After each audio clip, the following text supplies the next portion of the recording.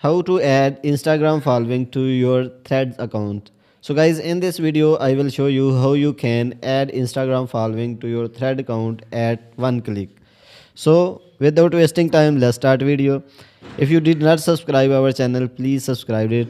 Firstly, open the threads and you will see profile icon. Click on it and then click on this icon and then click on profile you follow, and you will see that only one following of mine.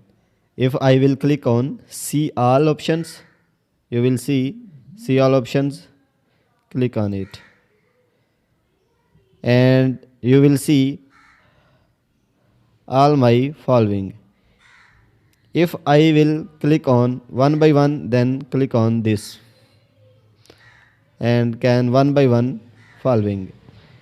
If I will click on follow all, then if I will it, then all of my following will be added to my thread account. Now you can see that my followings are 5 and pending 22 following.